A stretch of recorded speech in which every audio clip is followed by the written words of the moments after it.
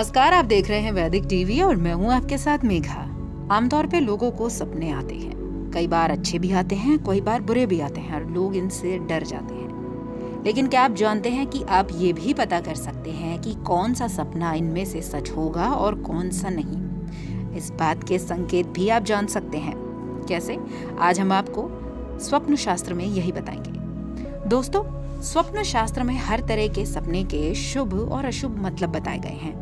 कुछ ऐसे सपने होते हैं जिनका आना जिंदगी में सुख, संपत्ति, पैसा, ऐश्वर्य, वैभव, सुख ये सब लाता है, और कुछ ऐसे होते हैं जो बुरी चीजें लेकर आते हैं। स्वप्न शास्त्र में सुबह के समय जो भी सपने आते हैं उन्हें लेकर बताया गया है कि ये सपने अक्सर सच होते हैं, और ऐसा कहते भी हैं कि सुबह 4 बजे के आसपास जो सपने आते हैं वो सच होते हैं। वहीं इनमें न सिर्फ सुबह दिखने वाले सपने बल्कि रात में भी कुछ ऐसे सपने होते हैं जो कि सच हो सकते हैं। आप में से कई लोग सुबह के सपने के बारे में जानकारी तो रखते ही होंगे, लेकिन क्या आप जानते हैं कि दोपहर या फिर रात के समय जो सपने आते हैं उनका क्या मतलब होता है?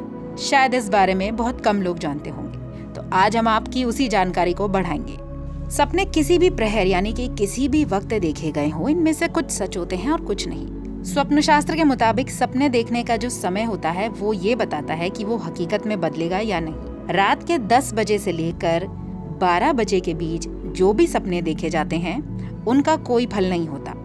आमतौर पर ये सपने दिन में हुई घटनाओं का खांचा एक दिमाग में बना देते हैं, यानी आप दिन में जो भी आपके साथ होता है वही आप रात को 10 बजे से लेकर 12 बजे तक के बीच में देखते हैं। रात के 12 बजे से 3 बजे के बीच जो सपने देखे गए होते हैं दोस्तों, वो सच होते हैं, लेकिन उन्हें सच होने में अमूमन 1 साल का समय लग जाता है।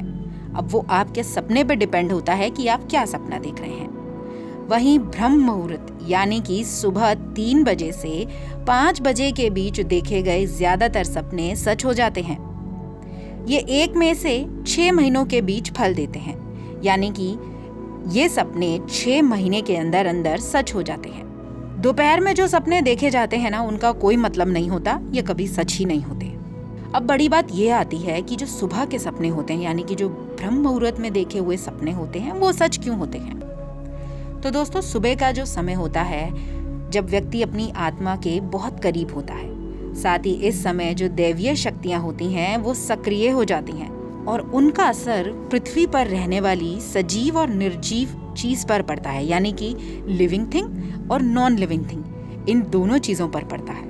इसलिए ब्रह्म मुहूर्त में जागने से और भगवान की आराधना करने से जो भी चीजें होती हैं वो अच्छी होती हैं, और कहा भी जाता है कि अगर आपको पूजा पाठ करनी है तो सुबह सुबह जल्दी नहा धोकर कर लें। तो उम्मीद है आपको समझ आ गया होगा कि कौन से सपने सच हो सकते हैं और कौन से नहीं। इस स्टोरी में बताई गई बातों पर चैनल सत्यता की कोई मोहर नहीं लगाता है। ये सभी बातें अलग अलग आलेखों से और स्वप्न शास्त्र पर आधारित है। वैदिक टीवी में इतना ही। नमस्कार।